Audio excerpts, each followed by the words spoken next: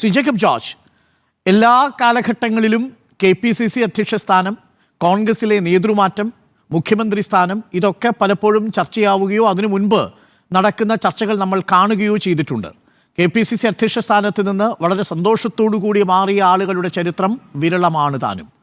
വീണ്ടും പഴയതൊക്കെ ആവർത്തിക്കുകയാണോ Shri Jacob George?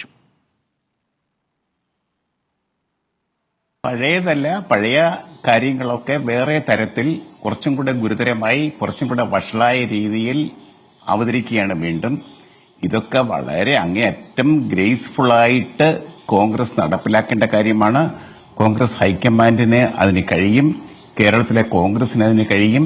ഇന്നും മറ്റ് സംസ്ഥാനങ്ങളെ അപേക്ഷിച്ച് കേരളത്തിലെ കോൺഗ്രസ് ശക്തമാണ്, സജീവമാണ്, ചലനാത്മകമാണ് കോൺഗ്രസിലെ പ്രവർത്തകർ. അതൊക്കെയാണ് നമ്മുടെ ഇതുപോലെയുള്ള ഉച്ചപ്പാട്ടിലും ബഹളത്തിലൊക്കെ കാണുന്നത്. കോൺഗ്രസ് പ്രവർത്തകർ, നേതാക്കന്മാർ, ഇടത്തട്ടിലുള്ളവർ, താഴെയുള്ള അണികളൊക്കെയും ഊർജ്ജസ്വലരാണ്, സംശയമൊന്നുമില്ല. പക്ഷേ ഒരു നേതാവിന്റെ കാര്യം വരുമ്പോഴത്തേക്ക് ഇതെല്ലാം കടിപിടിയായി. നാണക്കേടാണ്. കേരളത്തിന്റെ പൊതുസമൂഹത്തിന്റെ മുമ്പിലാണ് ഈ കളിയൊക്കെ കളിക്കുന്നത്. വളരെ അങ്ങേയറ്റം മാന്യമായിട്ട്, അങ്ങേയറ്റം സൗമ്യതയോടെ, സമന്വയത്തോടെ ഒരു തീർപ്പ് ഉണ്ടാക്കാവുന്ന കാര്യം ഇന്നിപ്പോൾ അങ്ങേയറ്റം വഷളായിരിക്കുന്നു. ഇനി എങ്ങോട്ടാണ് കോൺഗ്രസ് ഹൈക്കമാൻഡ് പോകുക എന്ന് അറിയാൻ പറ്റത്തില്ല. നാണക്കേടാണ്. ആത്യന്തികമായിട്ട് വേണ്ടിയിരുന്നത് ഒരു സംസ്ഥാന പ്രസിഡന്റിനെ അല്ലെങ്കിൽ സംസ്ഥാന നേതൃത്വത്തെ, ജില്ലാ നേതൃത്വത്തെ തെരഞ്ഞെടുപ്പിലൂടെ കണ്ടെത്താനുള്ള ഒരു ശേഷി, ഒരു ആർജവം കോൺഗ്രസ് എന്ന സംഘടനയ്ക്കില്ലാതെ പോയി എന്നുള്ളതാണ് ഏറ്റവും ദയനീയമായ കാര്യം. മുമ്പൊക്കെ ഇവിടെ തെരഞ്ഞെടുപ്പ് നടന്നിട്ടുണ്ടല്ലോ, സംഘടനാ തെരഞ്ഞെടുപ്പ് നടത്തിയിട്ടുണ്ട്. അതിനകത്ത് ബഹളവും കുഴപ്പങ്ങളൊക്കെ ഉണ്ടായിട്ടുണ്ട്. പക്ഷെ എന്നാലും സംഘടനാ തെരഞ്ഞെടുപ്പ് വരുമ്പോൾ തെരഞ്ഞെടുക്കപ്പെട്ട ഒരു ജനാധിപത്യ പാർട്ടിയല്ലേ, ജനാധിപത്യ സംവിധാനത്തിൽ പ്രവർത്തിക്കുന്ന ഒരു പാർട്ടിയാണ്.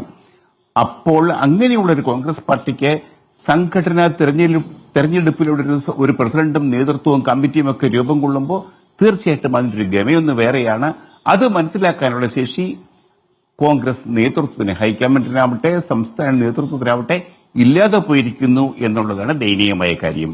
ഡോക്ടർ അരുൺ, ഞാൻ അങ്ങയിലേക്ക് മടങ്ങി വരാം. വളരെ പ്രധാനപ്പെട്ട കാര്യമാണ് അങ്ങ് നേരത്തെ സൂചിപ്പിച്ചത്. ഒരുപക്ഷെ നന്ദാവനത്തെ മുസ്ലിം അസോസിയേഷൻ ഹാളിൽ അന്ന് വയലാർവിയോട് പരാജയപ്പെട്ട് മടങ്ങുന്ന AK ആന്റണിയുടെ ഒരു ചിത്രമുണ്ട്. അതായിരിക്കാം ഒരുപക്ഷെ അങ്ങ് സൂചിപ്പിച്ചിട്ടുണ്ടാവുക. KPCC അധ്യക്ഷ സ്ഥാനത്ത് സംഘടനാ തെരഞ്ഞെടുപ്പിലൂടെ ഞാനൊക്കെ റിപ്പോർട്ട് ചെയ്താ. കറക്റ്റ്. അതെ അതെ റിപ്പോർട്ട് ചെയ്തതാണ് അരുൺ. അതെ, ഒടുവിൽ ആ വയലാർവിക്ക് എന്ത് സംഭവിച്ചു എന്നുള്ളത് നമ്മൾ കണ്ടതാണ്. വയലാർവി പിന്നീട് ലീഡറുമായി പിണങ്ങി പിരിഞ്ഞു പോകുന്നത് നമ്മൾ കണ്ടു. അതൊക്കെ നമ്മുടെ മുന്നിലുള്ള ചരിത്രമാണ്. ശ്രീ ജേക്കബ് ജോർജ്, ഞാൻ അങ്ങയിലേക്ക് വരാം.